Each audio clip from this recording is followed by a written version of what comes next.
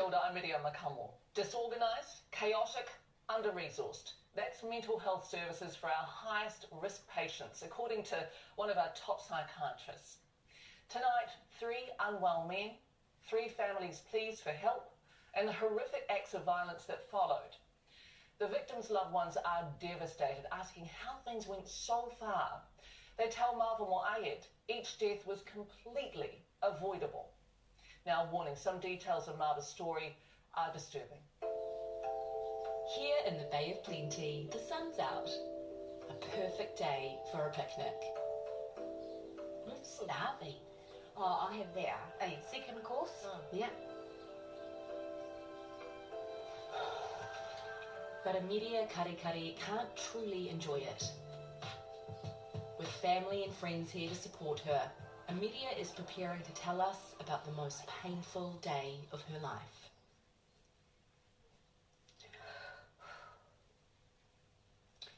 Right. I will not let this go, ever. I want what happened to her and what continues to happen to other people to be acknowledged. If that means me reliving those moments on camera, so be it. It's important for my mum. Between 5 and 7 people in Aotearoa are killed each year by someone suffering from a treatable psychotic disorder. Most people with these disorders are never violent. In fact, they're more likely to be the victims of violence. But a small group with key risk factors can suffer extreme delusions, causing them to do the unthinkable to innocent people, like Emilia's mum, Kevin's son, and Christina's dad. Multiple pleas for help. 1 broken system, 3 avoidable deaths. People in New Zealand are increasingly missing out in adequate and appropriate psychiatric care. It's a tragedy. This is Torere, heart of New Zealand.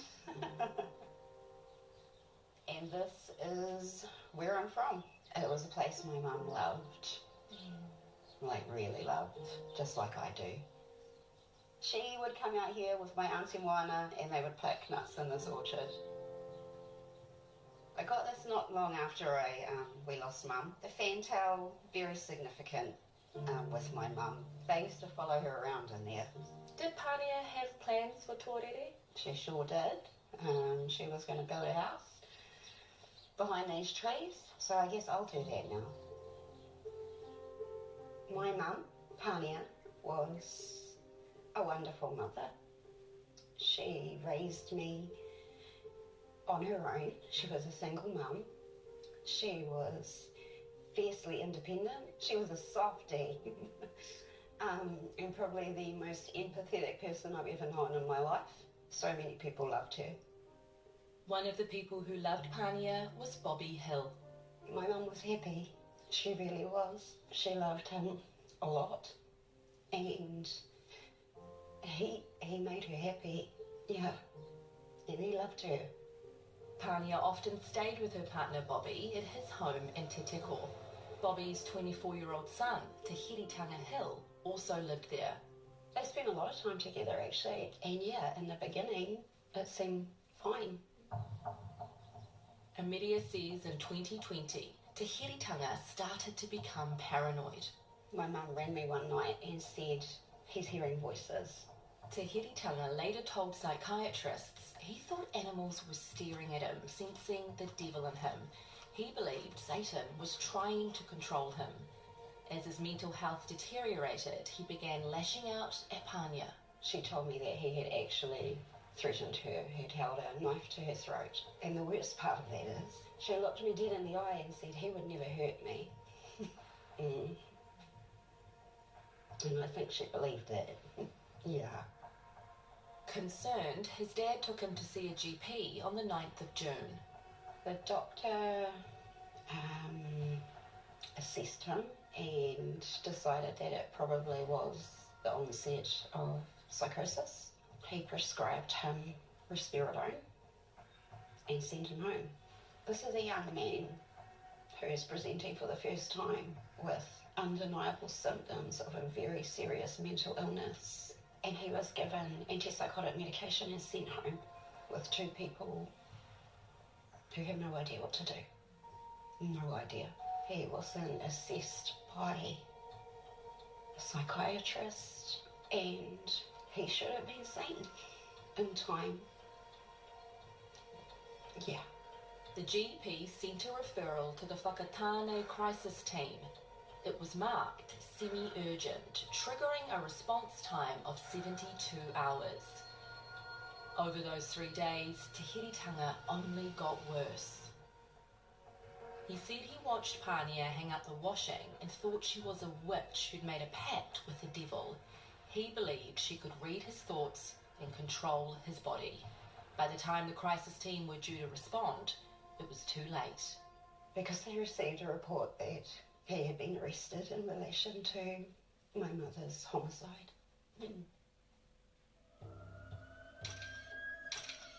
This is the house where Pania was staying with her partner Bob and his son Te Heritanga. On the morning of Friday, June 12, 2020, Pania called Bob, who was out golfing, to tell him that Te Heritanga was becoming aggressive. A short while later, she called him back, but this time she was in tears. Te Heritanga grabbed the phone and told his father she's the one to blame. It's getting ugly. Bob rushed home, but it was too late. Te Heritanga struck Pania about 8 times in the face and head with a hammer, leaving her to die on the lawn.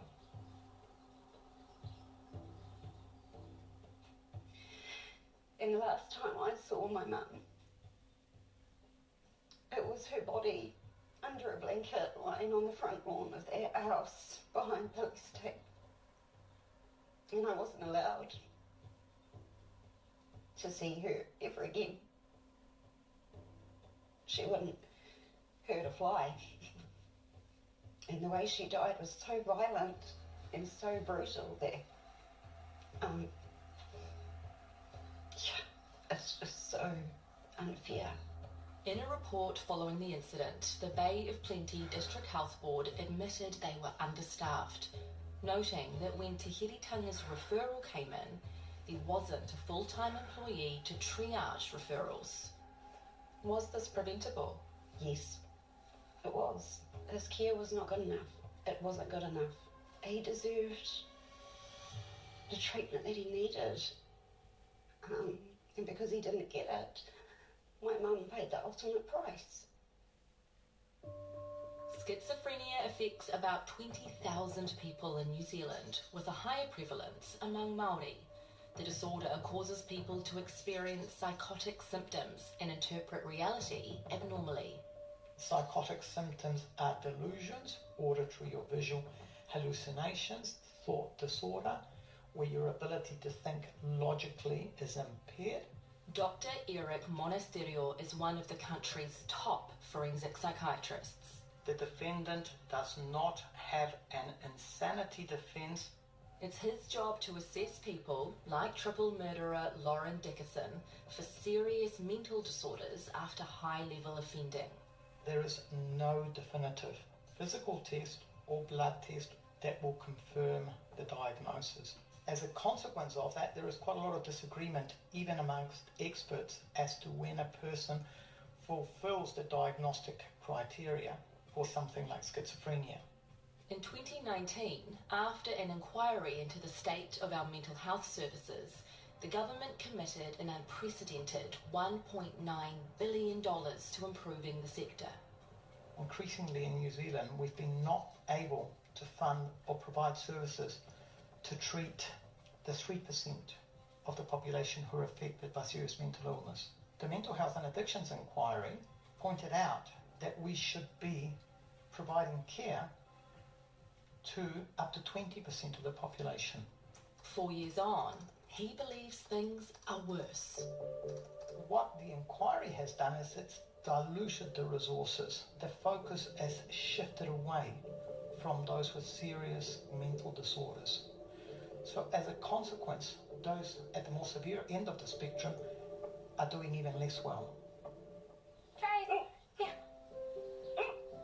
This is Christine Christina Blythe.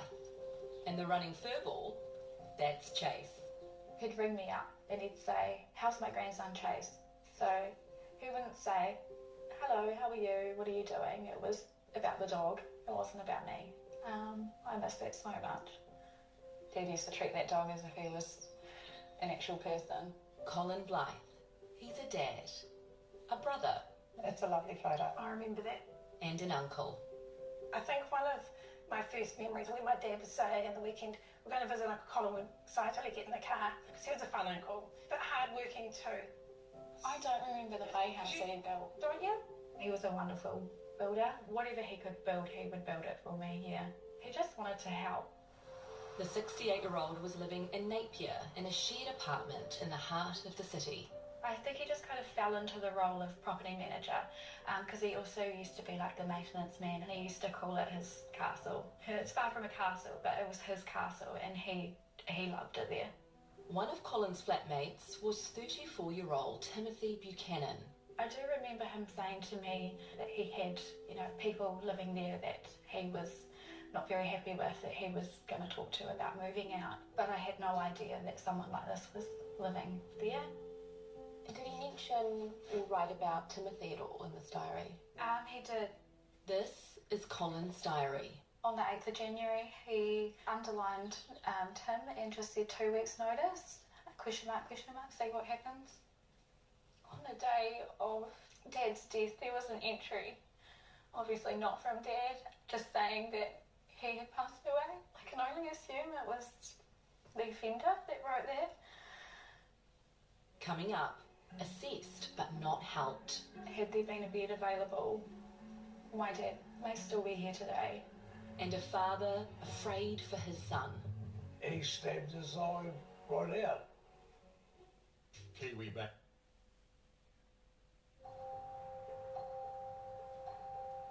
Colin Blythe with his sailor's hat was a familiar sight around Napier. I used to say, please, can you take that hat off? We're going out for lunch, please just take the hat off. And if I could go back now, I would have let him wear that hat to my wedding.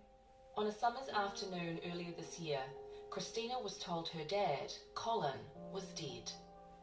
We just walked in the door pretty much, and like a police officer turned up. My husband came and got me, and he said, is your dad?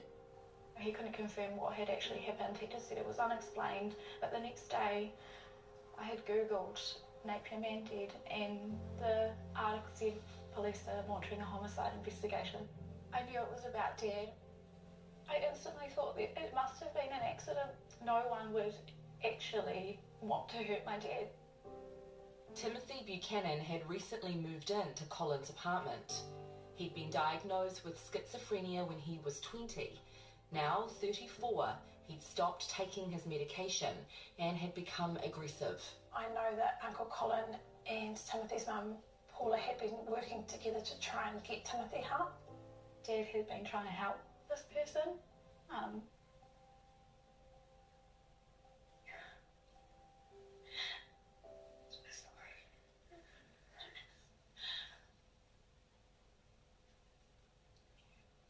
And of course, he was trying to help somebody. When flatmates became concerned about Timothy's behaviour, Colin served him with a 2-week eviction notice and contacted the Hawke's Bay mental health team. On the 13th of January this year, a doctor came and assessed Timothy, saying he was more psychotic than baseline and would benefit from inpatient care. Unfortunately, though, there were no beds available. It's not a good enough excuse. There needs to be something else, because one day later my dad was dead. Timothy believed Colin was an alien from another planet. Turned away from the mental health unit, the very next day he choked Colin to death. It was just such a shame that there wasn't a place for him to go to. The group of patients who are likely to present the greatest risk of potential harm to themselves and others is increasingly being left behind by services. Forensic psychiatrist Eric Monasterio. It is very sad For me, who worked in the public health system for 27 years, to observe this decay in the availability of services. For Eric, it reached a tipping point. He chose to leave his clinical lead position in the entire public health sector. My ability to lead an effective service was compromised, and when I felt I could have no impact, it was necessary for me to step aside. Just a few weeks out from summer, and it's been snowing here in Invercargill. We're coming up through a rainy street.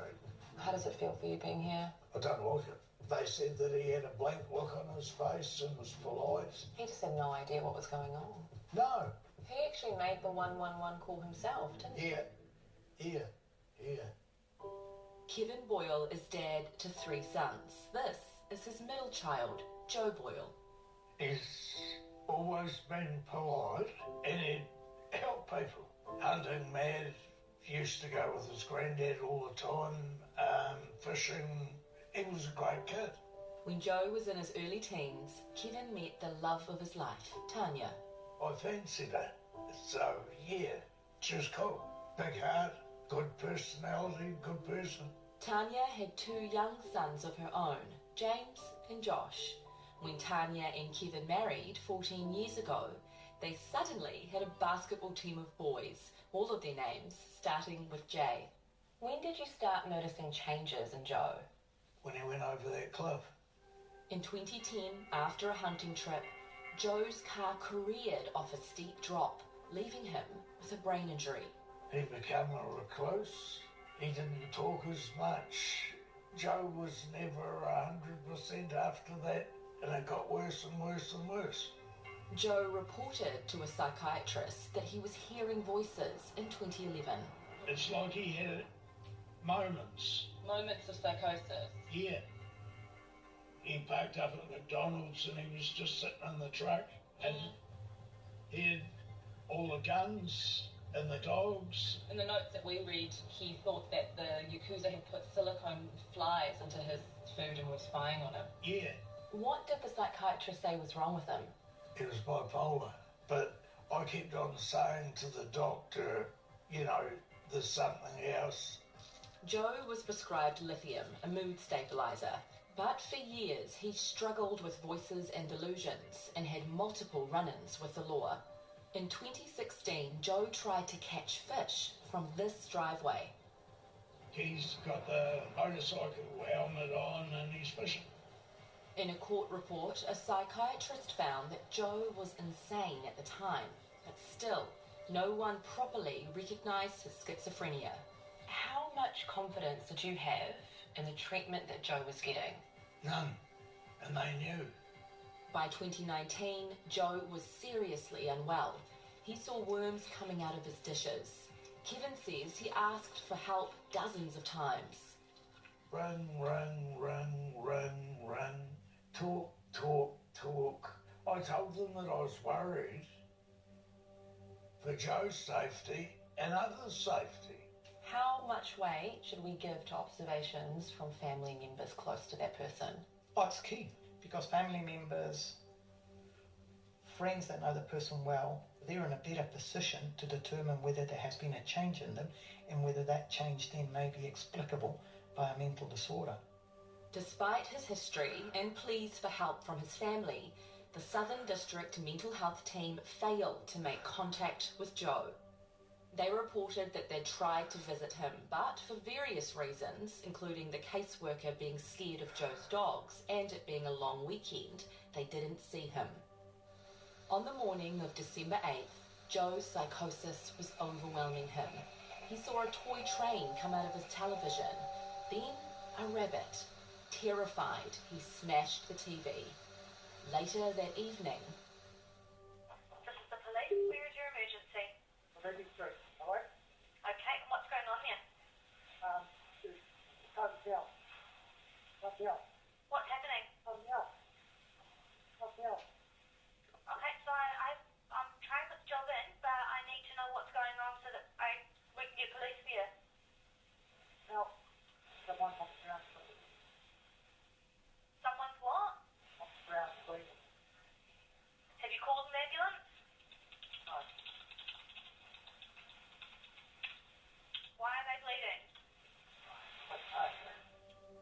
Deep in psychosis, Joe believed his stepbrother James was the devil. He killed him. James was 19, Tanya's youngest son. Did you consider James a son? Yep.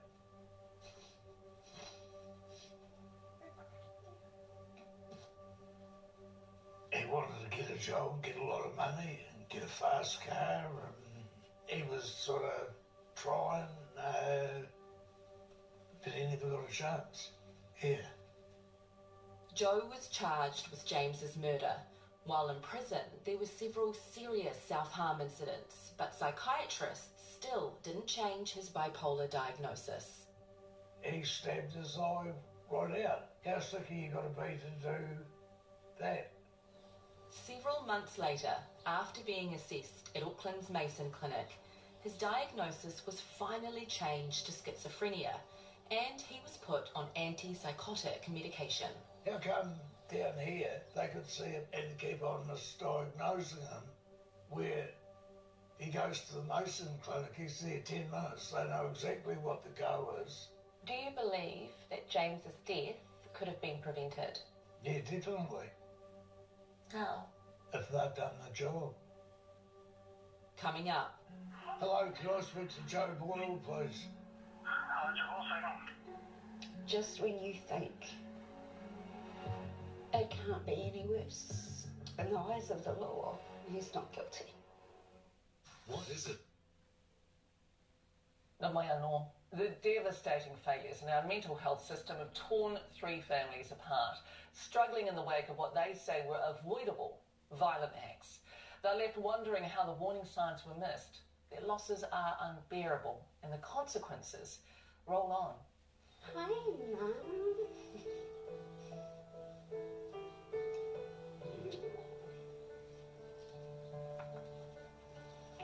There's not a single moment on any day that my mum is not in my head and my heart.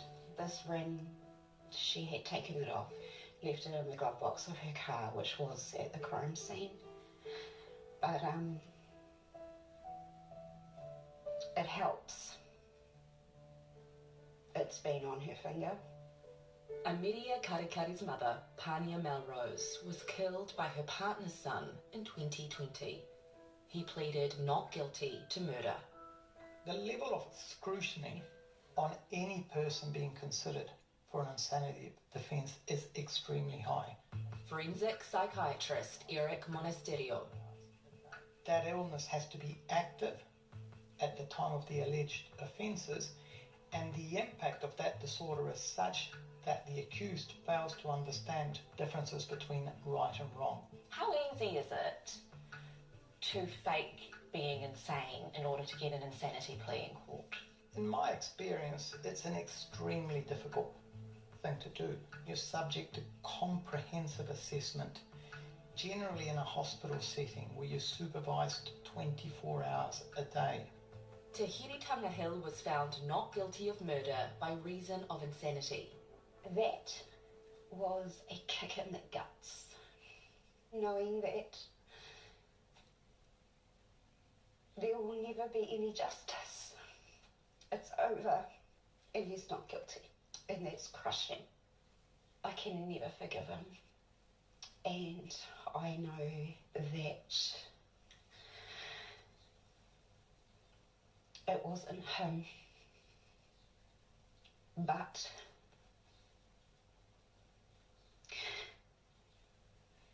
he killed my mum. Ameria read a victim impact statement in court. She believes it got through to the Hiritanga. When my auntie and I turned around to go back to our seats, he was crying. So yeah, I think he heard us. Over in Napier, Timothy was acquitted of the murder of Christina's dad, Colin Blythe, due to insanity. Probably the hardest thing I've ever had to hear in my life, because there's no other way to describe what he's done. It wasn't an accident. Colin's niece Heidi believes everyone was badly let down. And I do want to acknowledge that his mum in court, she was by herself. It was hard for us. She was sitting there by herself. She had no victim support. She had no family with her. So my dad and my stepmum Marie, they chose to sit with her. Hello, can I speak to Joe Boyle, please? Hello, Joe Boyle speaking. G'day, Joe Boyle.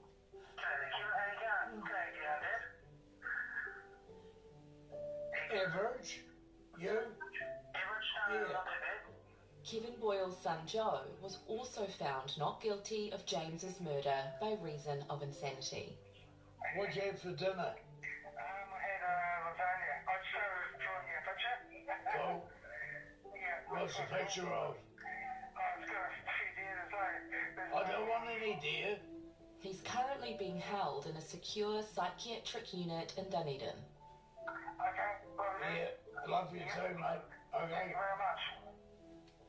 The aim of all psychiatric care is to rehabilitate and reintegrate the person back into society. In my experience, 90 to 95% of people who are found insane will eventually return to the community at a time when their illnesses are well enough controlled such that their risk to themselves or others is substantially diminished. Remember, most sufferers of psychotic disorders are never violent. For the ones who are a risk, Dr. Eric Monasterio stresses they're treatable. These deaths are avoidable. Services have become so disorganised, chaotic, under-resourced. My concern is that if the chaos continues, we will see more and more adverse incidents occurring. I know that he could be a good member of the community, and I know that he'd do anything to have a crack at it again, and James would be here. This is the ashes of James Aaron Clark, and my wife, Tanya. They keep an eye on me at night. Do they? Yeah. You got them next to your bed. Yep. And I've slept good since Tanya's been there. Yeah. 2 months ago, Tanya died by suspected suicide. When she died, she had the photo.